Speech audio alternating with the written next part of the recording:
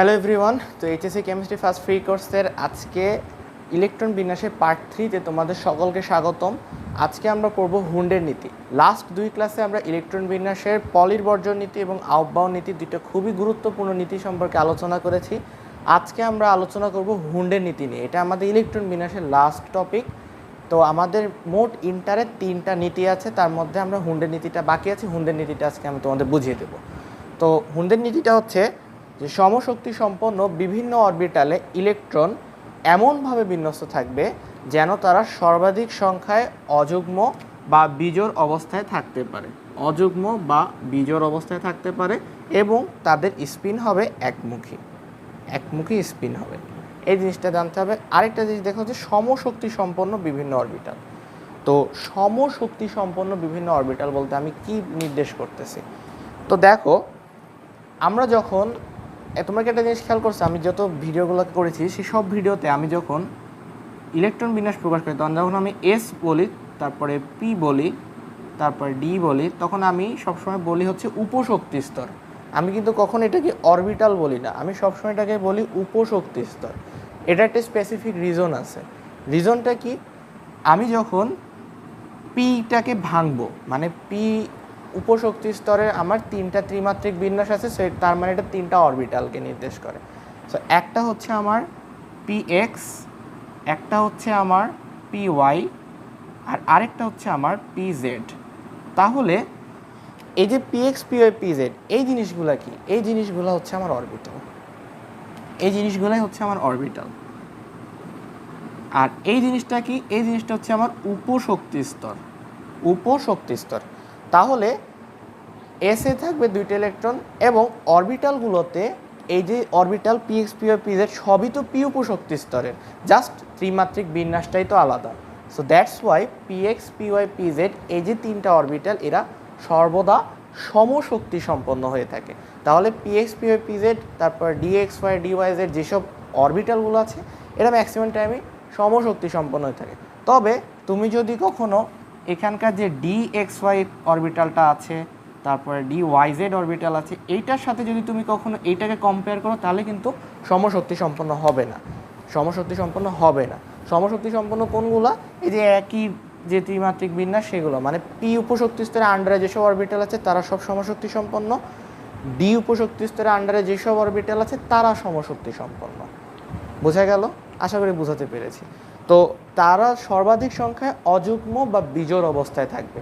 তো বিজোড় অবস্থায় থাকবে তার মানে বুঝিয়ে বলি, একটা যে আমার অরবিটাল, এই অরবিটালে সর্বোচ্চ 2টা ইলেকট্রন থাকতে পারে, যেই অরবিটালে হোক না কেন।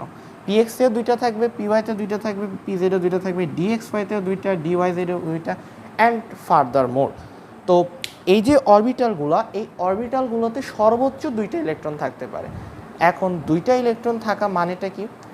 একটা হবে, আমরা যখন স্পিন কোয়ান্টাম সংখ্যা পড়েছিলাম যে একটা স্পিন হবে সবসময় ঘড়ি কাঁটার দিকে এবং আরেকটা স্পিন হবে ঘড়ি কাঁটার বিপরীত দিকে বলেছিলাম।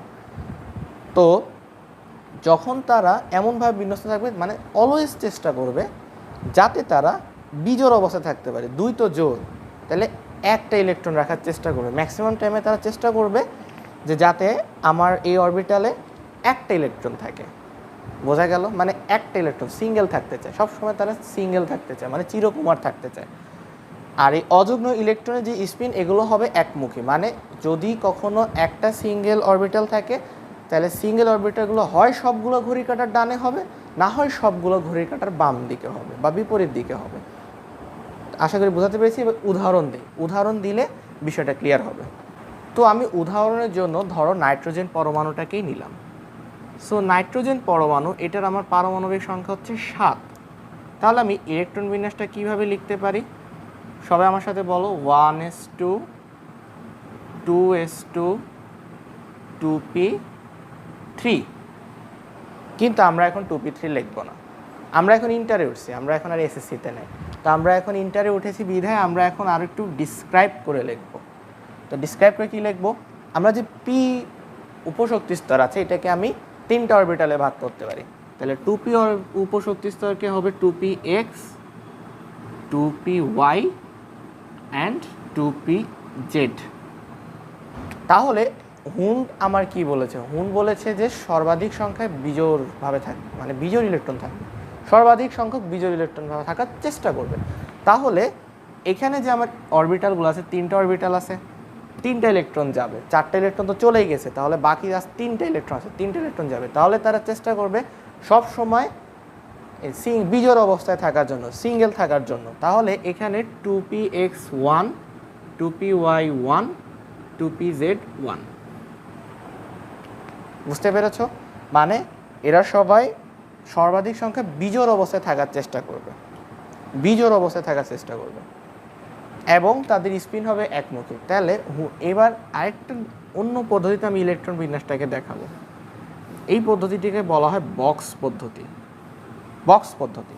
তো 1s অরবিটালের জন্য আমি একটা বক্স দিলাম, 2s অরবিটালের জন্য একটা বক্স দিলাম, এটা দিলাম 1s, এটা দিলাম 2s, আর এইখানে আমার যে অরবিটালটা আছে, এটার 3টা অরবিটাল আছে, একটা হচ্ছে আমার 2px 2py অ্যান্ড 2pz।